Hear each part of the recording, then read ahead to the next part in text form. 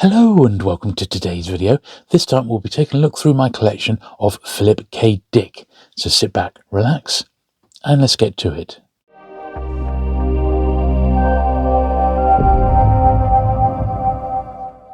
Philip Kindred Dick, or PKD as he's often referred to, was born in December 1928 and passed away in March 1982. He was an American science fiction writer and novelist. He wrote 44 novels and about 121 short stories, most of which appeared in science fiction magazines. His fiction explored varied philosophical and social questions, such as the nature of reality, perception, human nature, and identity. He often featured characters struggling against elements such as alternate realities, illusionary environments, monopolistic corporations, drug abuse, authoritarian governments, and altered states of consciousness. Without doubt, he is considered one of the most important figures in 20th century science fiction.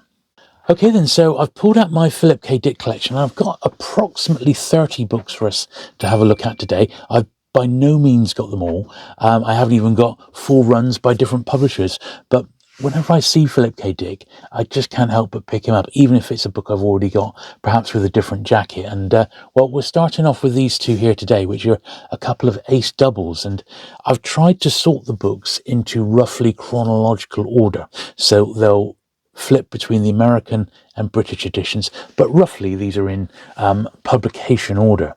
So these two were ace doubles, so they'd have one book on one side and then another one, often, like this case, a completely different author's book on the reverse here. And I've always really liked this this particular jacket. The actual character on the front always reminded me somehow of Cyrano Jones from Star Trek, or even Phil Silvers from Sergeant Bilko. So that's who he reminds me of, sort of rubbing his hands there. And this was Ace Double 150. And this dates back to the mid-1950s, 1956, this particular one, which is rather cool. And then we've got this one, which is Ace 193, The Man Who Japed. Another terrific jacket there. This one's twinned with an EC Tub, The Spaceborne. And I got to admit, I do love these Ace science fiction doubles. They are fantastic. This one's also copyrighted 1956. So a couple of real gems to start us off there. And then we got a hardback. As I said, it's my entire collection. It's not just paperbacks. So I have got a couple of hardbacks to show you. So this is one of two that were published by the British Science Fiction Book Club, not the American one. And these were all numbered. So this is number 54 in that series. And the early ones, like the first 70 or so, had these very fragile, thin, like paper dust jackets, which are really scarce in actual fact. But there is one earlier than this. It's number 26 in the UK Science Fiction Book Club. This is number 54, and that's World of Chance. But this is really nice. They're both pretty scarce nowadays. I mean, copies are out there, but it's a way to get a real period hardback edition without splurging mega money on the original first printings. And this is really nice. I'm very pleased with it. It's 1961. This one came out in the UK. As this is the British Science Fiction Book Club, not the American one. And particularly nice in its wrapper, this one. A little fold there. I need to get this one protected. This is one actually I got from Dorset Bulbs, SF dealer Dorset Bulb. So yeah, very nice indeed. And I've got another American one next. This is a Ballantine book. This is Martian Time Slip. And I did check because this one's bagged up, but this was published in 1964. And once again, a really sort of evocative cover. They mention Philip K. Dick, author of The Man in the High Castle. And this was, I believe this was like a paperback original. Quite a few of his books did end up getting published as PBOs, as they say. Now on to, well, my favourite book by him, which is The Man in the High Castle. And we've got a trio by Penguin Books in the UK. So these are just part of my regular Penguin collection. So this was the original first of The Man in the High Castle. This is an extremely difficult book to find in tip-top shape because of its black cover. I mean, mine is about the best I've ever seen, but it's got a tiniest hint of spine fading. But this is an expensive book. I mean, this is a £50 book if you wanted to get a really nice copy of it. 1965. And this is an absolute beautiful copy. It did get reissued, and I've got the next edition of it here. So it got reprinted by Penguin in their science fiction list, and this was 1976 and 1978. So this is the 78 printing of this particular one. I do collect all Penguin science fiction, and Philip K. Dick has a few mentions. There was one other in sort of vintage times, which was Time Out of Joint. Now this is quite a curiosity because this didn't get printed until 1969, yet all the books around it, the ones published before and just after, were all published in 1968. So much so that it didn't get a Penguin main series number, although you can actually tell the number if you know what to look for. So when ISBNs first came in 1969-70, Penguin's prefix was 1400. So you've got that at the start of the ISBN. Then you've got 2847. So that's Penguin's series number. So this is actually Penguin main series 2847. Even though it doesn't say it on the spine, like if you look at Man in the High Castle, that had the number on the spine there, 2376. Inside, you've got the traditional 2847, so you can see what it was. But, as I said, this did not get published until 1969. So there was a delay of about a year and a half after this book was assigned its original number. And in that time, Penguin's own numbering system had been replaced by ISBNs. So a bit of an anomaly that, and I would absolutely love to have a little look through the archive to see what the reason was for the delay. Because there must have been one at that time, but I don't know what. Now, another publisher close to my heart, which is Pan Books, and I've just got the one Pan Philip K. Dick, and it's this Galactic Pot Healer. Now, I've had a few copies of this one through my hands, so I believe it's not particularly scarce, but this is an absolutely beautiful copy. Really, really nice. Perhaps the slightest hint of spine fading, but a beautiful copy nonetheless, and a really interesting one as well. Not sure if the cover artist actually gets a credit. We'll have a little look inside, but this is really nice. Generally, Pan didn't credit their cover artists. At 1972, yeah, the first here. Yeah, that's an absolute beauty, that one. And once again, I believe it may be like a paperback original, maybe the British first. So quite nice, those little lot. Now we're back to America again, and I've got 2 of the 4 books that were published as DAW Yellow Jackets. So DAW number 14 is Which We Can Build You. This was like 1971, 72. And then 72 again was the book of Philip K. Dick, where it pulls together some of the author's short stories. There we are. The DAW books, the Philip K. Dick in DAW books are very, very difficult to find in top shape. They're also extremely collectible and expensive. I've really got lucky by getting these 2. They've just sort of come my way. I have seen the DAW Philip K. Dicks at like £50 each, which seems very expensive, but I don't know. Now, another odd one here. This is a Del Rey, a Ballantine Del Rey, and this was part of their best of series. And there's, I think there's almost 30, and they are highly, highly regarded, this anthology series. This is the Philip K. Dick one. I've got a handful of that series, not many. I'd love to be able to collect it, but tough to find in the UK, and they're expensive. This one is one of the expensive ones. However, in this condition, it's obviously very, very low grade. It's got a broken spine. This has been read quite a few times, but we'll have a little look through it.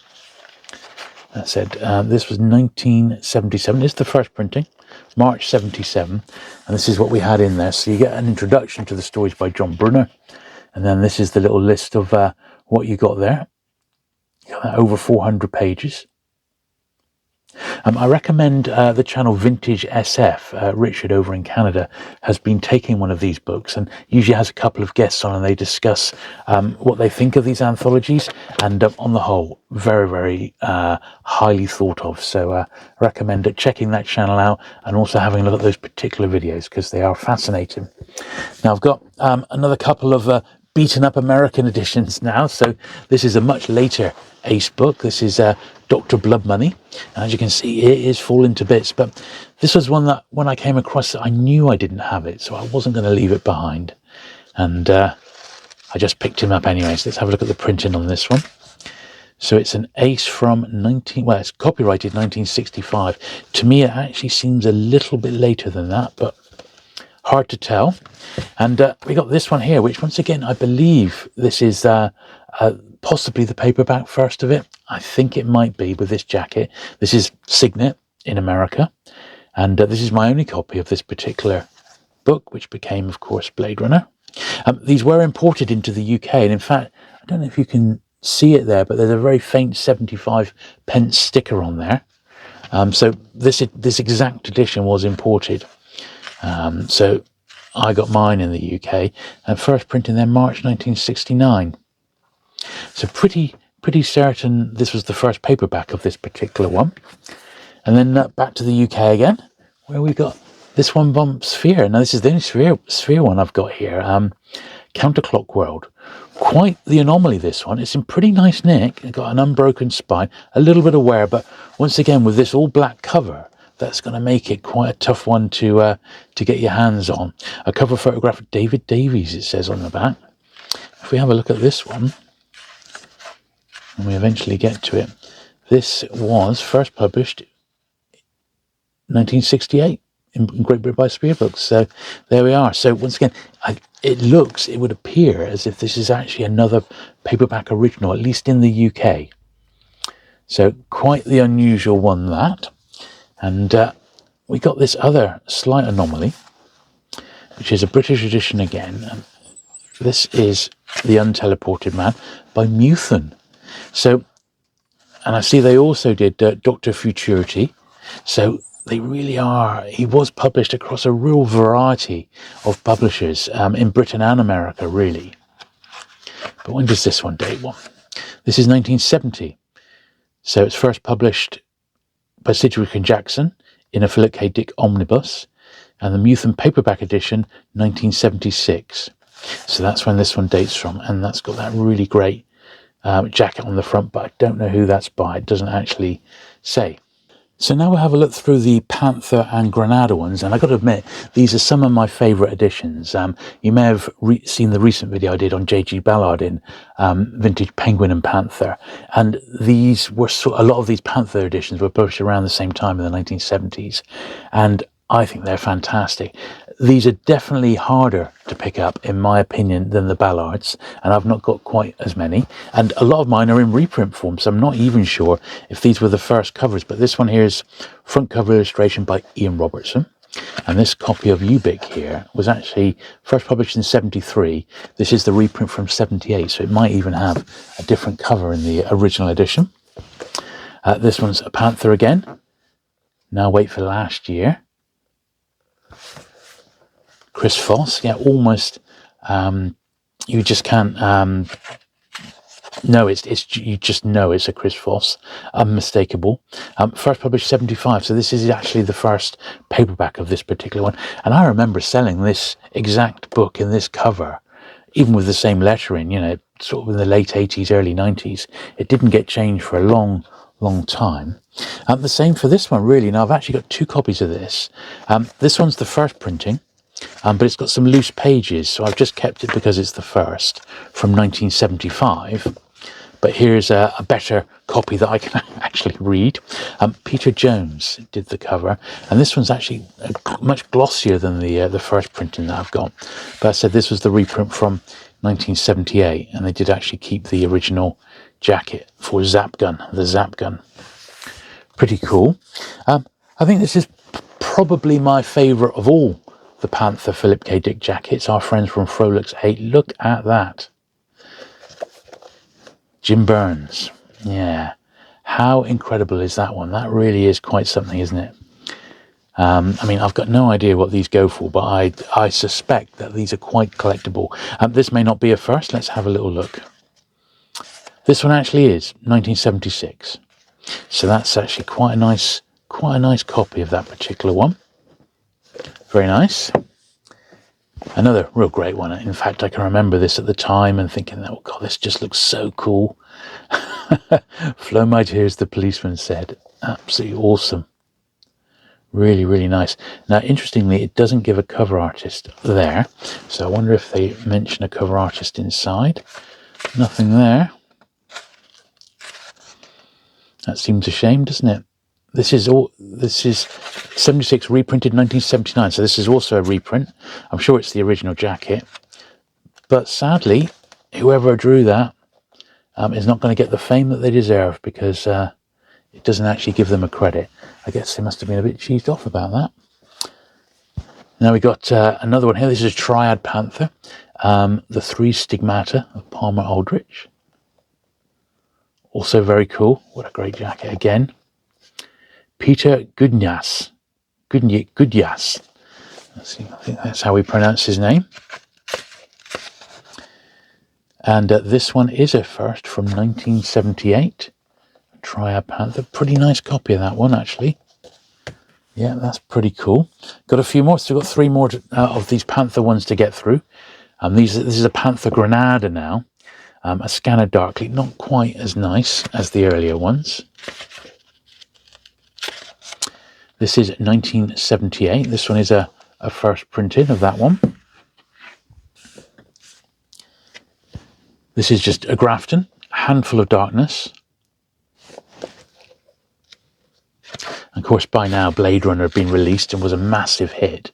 This one was first published as a Panther in 1966. I haven't got that one. I don't think I've even seen that one. But this is a reprint from 1988, probably with a different jacket. Yeah, so obviously once Blade Runner came out, Dick had a massive revival. And in fact, this one here, the last of my sort of vintage paperback, actually mentions, in case you didn't know, best-selling author of Blade Runner. The Cosmic Puppets. This one's also a Grafton. Stephen Crisp did the jacket illustration. Very, very Fox, this particular one. And it's the reprint from 1986. Big old list of his novels in there and some of his short stories. So these Panther ones are quite difficult to find nowadays. By far, the easiest way to read Philip K. Dick, certainly the main works, as it were, is in the science fiction masterworks. And I've got 3. These I've been buying job lots of science fiction masterworks, and also I've been picking them up when I found them remaindered. And my collection, which is I've got about 30 now. None of them I've paid more than £3 or £3.50 for, brand new. And they've all been like unread copies. Maybe not the first printings, but just nice editions. Now, in the masterworks, I think there's about 10 Philip K. Dick. There's loads. And these are the ones that you always see discounted. They're always discounted. So I don't think you'll have any trouble at all, picking up any of these Philip K. Dicks. It's a really nice way to read them.